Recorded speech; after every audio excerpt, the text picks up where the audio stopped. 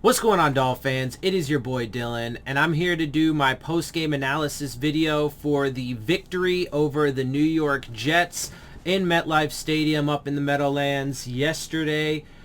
So let's go ahead and just dive right in. It is nice. We are on a 3-game winning streak. I do think next week the Panthers are going to be a little bit more of a formidable opponent than what the Jets were. So, hopefully we can get the win there, but we'll get to that when we get to that. For now, obviously, we are focusing on the Jets, and we will enjoy this win. So we do, it does move us to 4-7 on the season. The Jets do fall to 2-8. We won by a margin of 24-17, obviously just by a single touchdown. And, just a quick little bit of overview or whatever, I guess. Obviously, look, the Jets are not a very good team right now. They're a young rebuilding team with a rookie head coach, a rookie quarterback who's currently injured, and they had the veteran Joe Flacco in, which I said, the one advantage he has over the young quarterbacks, Zach Wilson and Mike White, is his veteran knowledge of the game and his experience and so on and so forth. And that did play a factor into this game, and part of why it was closer and more competitive than what I would have hoped or what any of us would have hoped, because he was able to pick up some of the blitzing and they were able to handle it, pretty well for the most part, aside from obviously the Brandon Jones blitz off the edge that forced a fumble when they were in the red zone potentially about to score. Which obviously was a pretty big play in this game. It is also worth noting, of course, that they have had a ton of injuries. They also sustained an injury during this game to Michael Carter, their young running back, which was fortuitous for the Dolphins because he actually was performing pretty well. And, so just a little bit of context and overview there. And also, too, this wasn't exactly the prettiest game. Now, it was a little better than the Texans game, but similar to that in the sense of, look, honestly, we should have been able to beat the Jets by a much larger margin. We should have been able to destroy them. Obviously, I wasn't really convinced. I was actually pretty close to my score prediction. I said 24-13, so... But the reason why is because as of right now, yes, I do think that we have some talent on this team, particularly on the defense, not really so much on the offense. If I had to say, I would say the only players on offense really worth building around are Tua, Gesicki, Waddle, and Robert Hunt on the offensive line. Other than that, now, that's not to say that there aren't some guys that I think could be good pieces. Like, I do think, Myles Gaskin could be a good piece. Mac Hollins could be a good piece, right? I think some of these guys could be good pieces, but I'm just talking about as, like, foundational pieces to build around. Because, guys like Gaskin and Hollins, if you can find better and more reliable, then bring them in. Otherwise, I think they're good pieces that are, somewhat reliable and solid players for you. But anyway, so, I do think that is the case, but the fact of the matter is that this team really is not that much better than the Jets, as unfortunate as it is to say, and it's for a lot of reasons, and reasons that I've been pointing out for quite a while. That doesn't really have anything to do with the talent. Now, I have pointed out that part of the issue is their drafting ability and the guys that they've brought in, right? Like, they've whiffed on guys like Austin Jackson and Noah Igbenogany. They've cut, already 5 players: Isaiah Prince, Chandler Cox, Jason Strawbridge, Curtis Weaver, and Malcolm Perry, right? And the back halves of their drafts are not looking pretty good, and they don't really hit on these first-round picks that they try from other teams that they try and bring in and rehabilitate, right? They're constantly cycling guys in and off the roster, and so on and so forth. So their acquisition has been an issue. But they have also, acquired some talent that they're misusing, like Jalen Waddle, right? For example. So development has also been an issue. The coaching has been an issue. Schemes have been an issue, right? I didn't like them going into this year with a bunch of glass receivers. I wasn't a fan of the 2 offensive coordinator system, et cetera, et cetera. I was telling people that yet again, a new playbook is going to cause some issues, right? So there's all these things. The Dolphins have a lot of issues as an entire organization.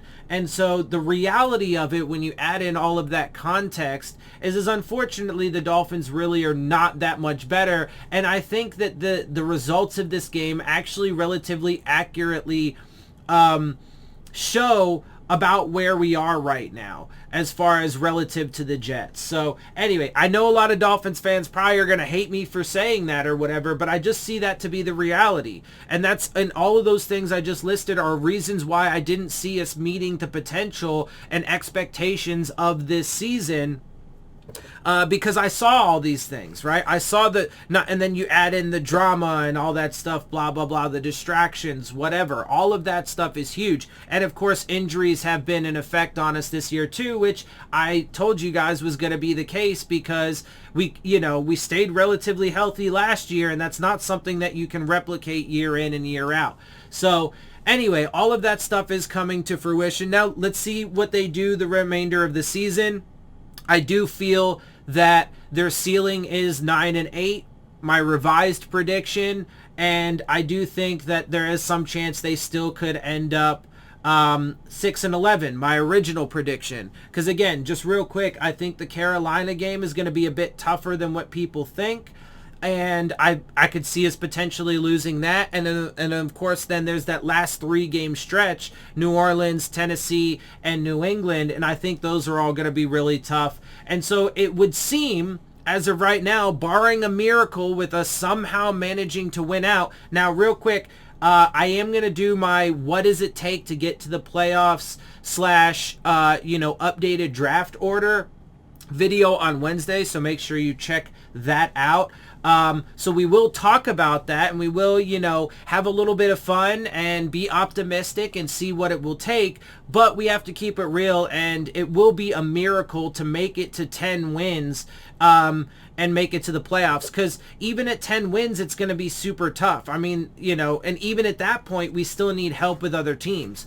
But with the way that you saw some of the games play out this past week with, the Bills and the Titans both losing, and with as tight as it's getting and bunched up as it's getting, in the top of the playoff picture, tiebreakers and stuff could come into play, and maybe there's a chance another way if we got to 9-8, whatever. I still think that's a super long shot, but it's looking like either way, the end result for this season is probably going to fall somewhere between my original 6-11 and my revised 9-8 predictions. So, and again, look, I'm not a genius or anything. I mean, I like to think I am, but like in all honesty though, it's just being able to read the full picture and evaluate the full context. And a lot of these things were very easy to see coming. So anyway, enough of that. Let's go ahead and get through the rest of this. So the Dolphins did win out in total yards, 388 to their 380. They won out slightly in passing yards. They're 278 to our 273. We did have 115 yards rushing on the ground. They had 102. They probably would have had more if Michael Carter didn't get hurt. They beat us out, though, in yards per play, 6.4 to our 5.8. They lost 1 fumble. We threw 1 interception. So technically they're tied in the turnover battle. We were 57% on third down, which is good. We don't want to give up 50%, though, so we want that to be lower. 33 minutes, 35 seconds for us in time of possession, so obviously we win that to their 26-25. We did have 8 penalties. They had 7. Real quick, I want to say just a couple of things about that. So first of all, obviously, again, more undisciplined football from the Dolphins, so that's not something that's going to be, sustainable if we want to continue this win streak. But aside from that, it irritates me a little bit when Dolphins fans just continue to harp about the officiating. So here's what I'm going to say about yesterday in particular, and a little bit of general thoughts as well. Yesterday, were there bad calls? Absolutely. The Dolphins were victim to a couple bad calls from the officials, but so were the Jets. And listen, Dolphins fans, it's like that in the entire NFL. Look, to be fair, a couple years ago, I was the guy who was like losing my mind over the terrible officiating. But then I realized that this is the way it is because of how the NFL is trying to, design the rule book so that way offenses can be more explosive, et cetera, et cetera. And unfortunately, it's not going to change, at least not anytime soon. And this is just what we have to deal with. It's been shit for years. It's shit for the entire fucking NFL. It's not just the Dolphins. The Dolphins are not the only ones that have to deal with this mess. And again, as much as Dolphins fans might hate it, and not like to hear it and might not want me to point it out, the Jets also had a couple penalties that were bullshit too, including there was two in particular. There was a roughing the passing call where the dude just barely pushed him and pushed Tua, and then there was another one I can't remember off the top of my head. But yes, both teams had bad officiating. It just is what it is, bro. Like, Dolphins fans just got to stop harping on that, because that's not ultimately... If penalties are losing us the game, it's only because we are committing penalties and we're being super undisciplined. Like all the Austin Jackson holds and false starts, that shit's legit. The penalty on Jalen Phillips, the unnecessary roughness yesterday, that was a legit penalty. You just can't let your frustrations boil over and push the dude to the ground after you're already like 2-3 yards out of bounds, right? Now, and he even came out today and said that's something he's going to learn from and he's going to be better from, and so on, and I believe he will. But the point is, though, is people just need to stop focusing on the officiating, bro. Focus on the team and what the team is doing, and are they creating, are they making mistakes? Are they having and that's why in my keys to victory, I always put the entire year, because they haven't fixed it, no mistakes, no costly penalties and turnovers, and they continue to do it. Focus on that and what's going on with that, because the vast majority of the penalties that are called against us are fair and legitimate, as much as Dolphins fans just want to be like, oh, we got screwed by the refs. Dude, get the fuck over it. I'm just saying, get over it. Okay? There are way bigger issues and things and way bigger things to focus on than the fucking officiating, and it's terrible for everybody. It's across the board, my dude. So just fucking leave it alone. Don't get so worked up about it. All right. Moving on. Tua had a really good day. He had another over 80% completion percentage. Obviously, he did have the one bad interception, and, it is what it is. Obviously, he's got to fucking clean that up. I'm not going to harp on it too much because it's the same thing. He's got to clean it up, but it's in part because I do think that, all of these injuries that he's had to sustain and endure because this offensive line is absolutely garbage, I do think those affect him to some degree. I think that is a factor that still plays a part in the equation. I do think that he is sometimes, exhibiting bad habits because of things that he picked up last year.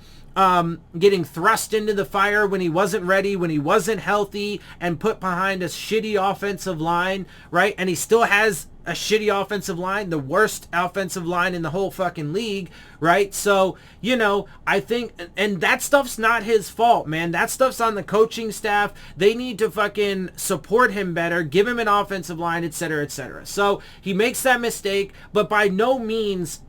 And obviously, it didn't cost us the fucking game. In fact, I don't even think it led to points. Or, no, maybe it did lead to points.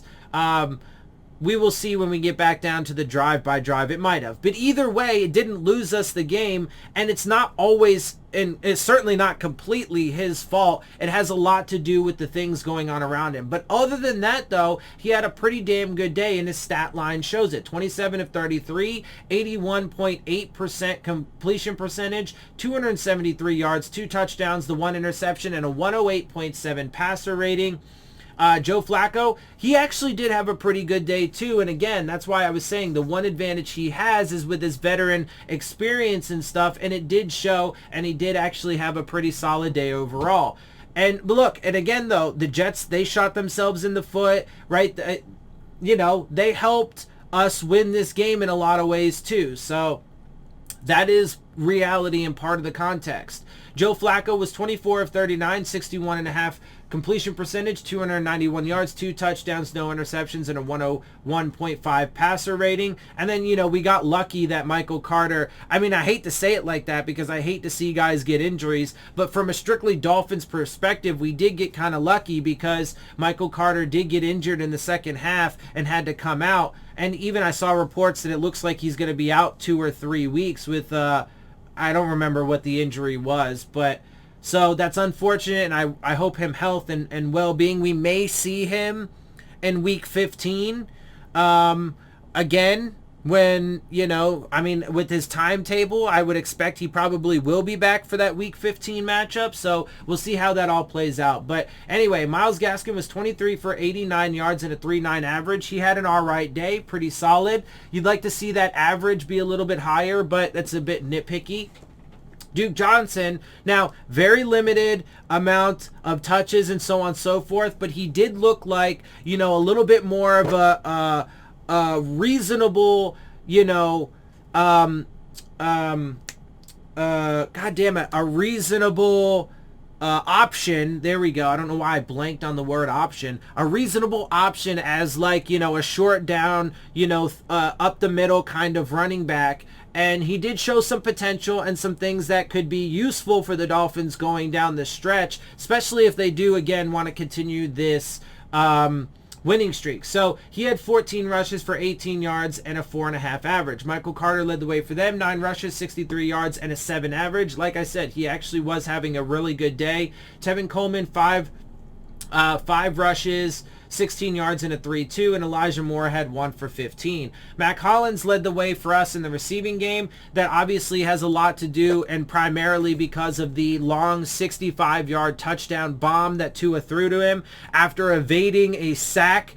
So good on him. And by the way, too, that touchdown at the end of the game to Myles Gaskin, he evaded the pressure and was backpedaling, and because of his quick release, how fast he is with that throwing motion, he was able to get the ball off just in time to Myles Gaskin right in the middle of the field before he took a sack there. So people saying that he can't fucking hang tough in there, and people saying that he can't fucking make the throws, and people saying that he doesn't elevate the offense is complete shit.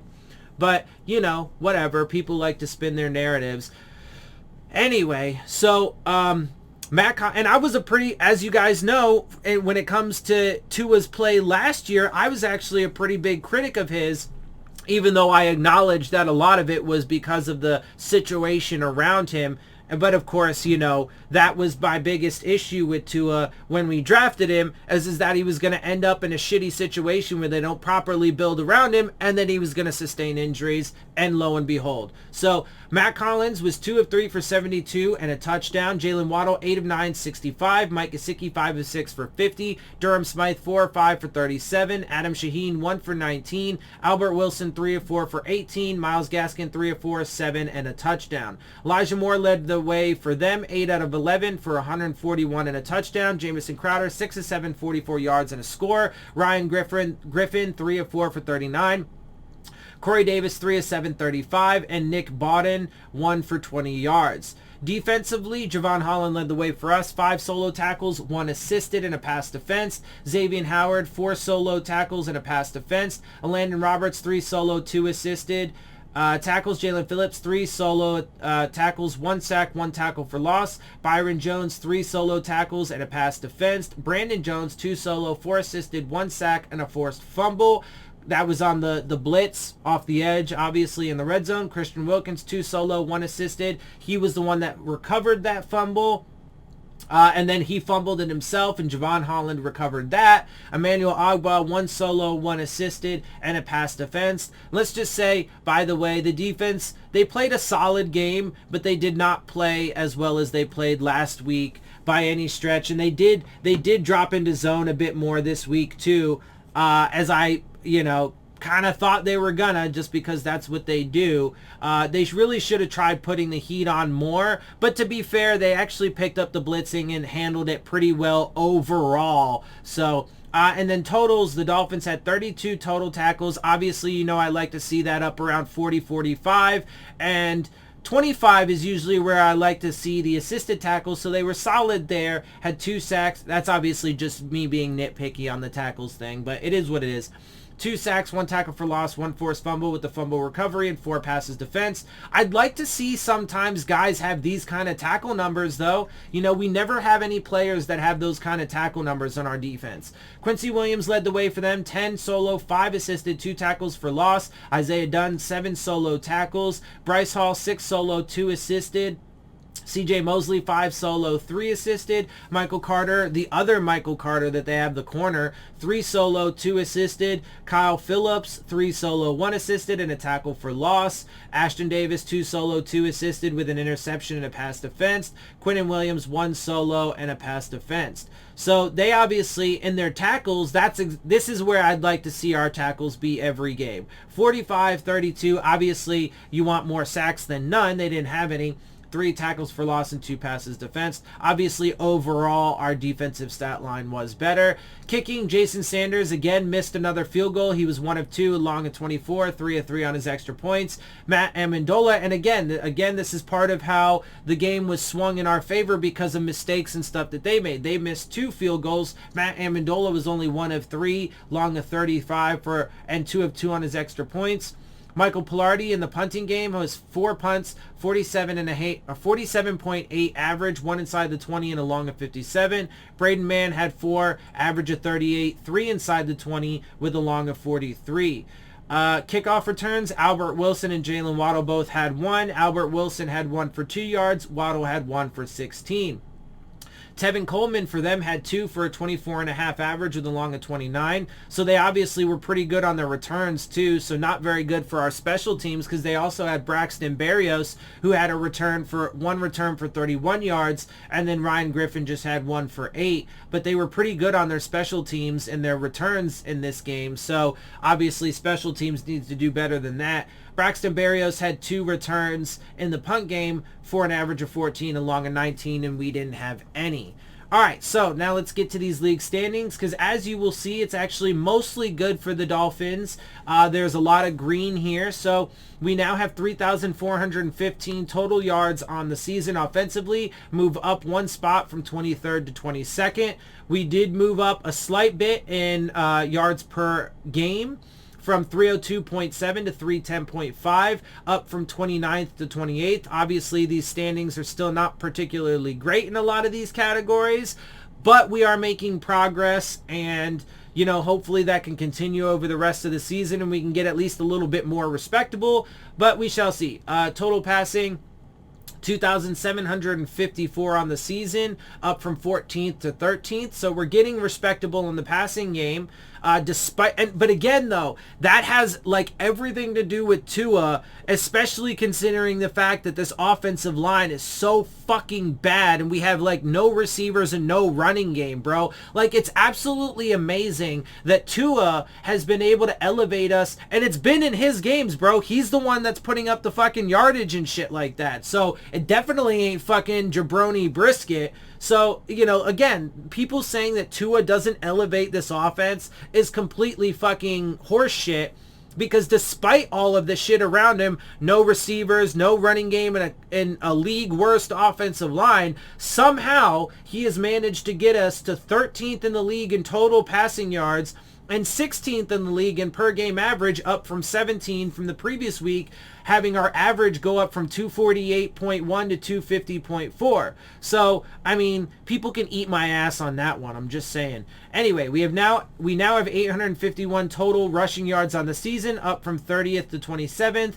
To be clear, some of these Obviously, as you know, the Monday night game is getting ready to be played soon, and you know, as the season goes on and teams start coming off their byes and things balance out, I do expect some of this to drop a little bit, but it is what it is. Rushing yards per game, we went up a little bit from 73.6 to 77.4. We like to see it up from 32nd to 31st. Total points, we now have 201, finally broke 200 on the season, up from 26th to 23rd or 22nd after ties. We now went from 17.7 points per game up to 18.3, from 28th up to 26th or 25th with ties.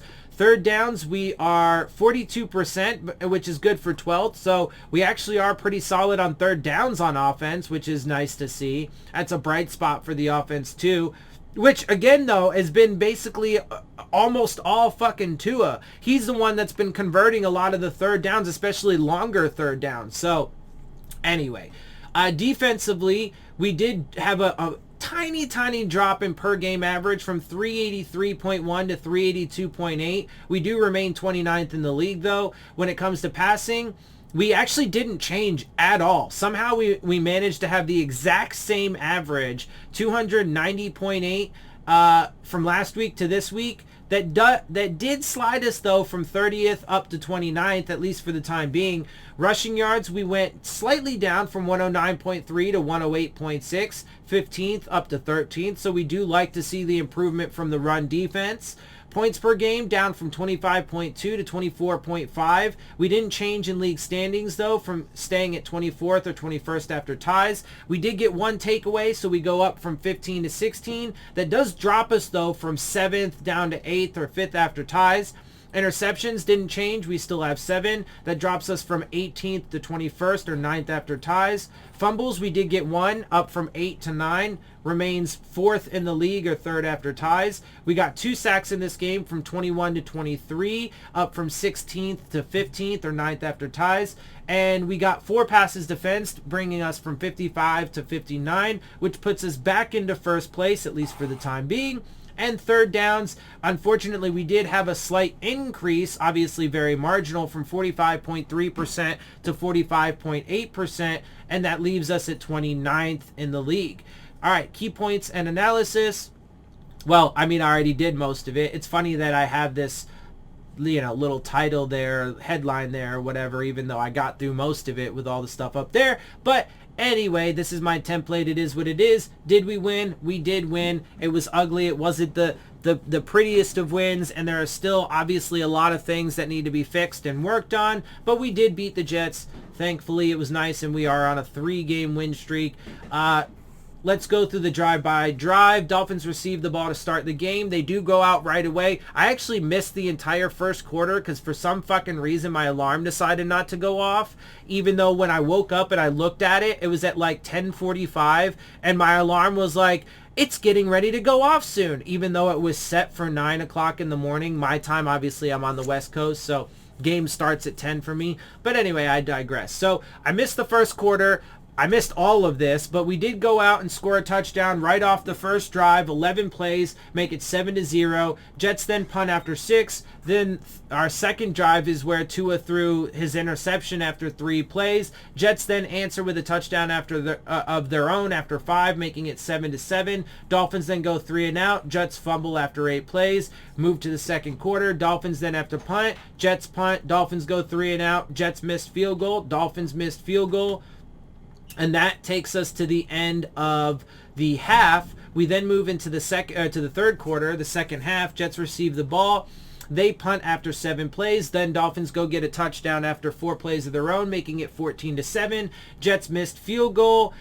Dolphins go 3 and out. Jets touchdown, 14-14. Dolphins touchdown, 21-14. Move into the fourth quarter. Jets go 3 and out. I don't know why this is in there. That doesn't make sense. Anyway, Jets then go 3 and out. Dolphins kick a field goal, making it 24-14. Jets kick a field goal, making it 24-17. Dolphins end the game.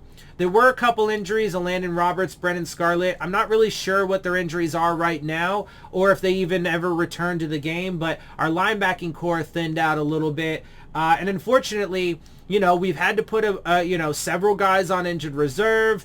I don't think Michael Dieter or Will Fuller are coming back. McCourty's done for the year. We still got a few other guys. And unfortunately, the injury list has grown a little bit longer over the past week or so. So we'll have to monitor that, and hopefully, that doesn't start to pile up even worse, because, we do hope that at least the remainder of the season can be somewhat exciting, and we can at least be competitive and maybe even win some games. If not, obviously peak and ideal would be go on a tear and somehow make it to 10-7 and make it to the playoffs. But yeah, anyway, with that, I'm going to wrap it up. That is my post-game analysis video. Before I get out of here, make sure you check out the Rave On Sports App, the new fan-driven sports app for all your sports, baseball, basketball, football, whatever you like to watch. And they're trying to enhance your game day experiences with live play-by-play coverage, live chats with other fans and content creators like myself. Look for the links to that in the description box. And with that, I'm going to get out of here. I hope you guys appreciate my perspective. If you do, make sure you hit the subscribe button, make sure you hit the like button, make sure you hit the bell if you want to get the alerts. Share my channel and videos with your friends and family. Leave your questions, comments, and concerns down in the comment section. Of course, as always, follow me on Twitter at DillonTartaro. And with that, I am out. I'll see y'all soon. Phins up.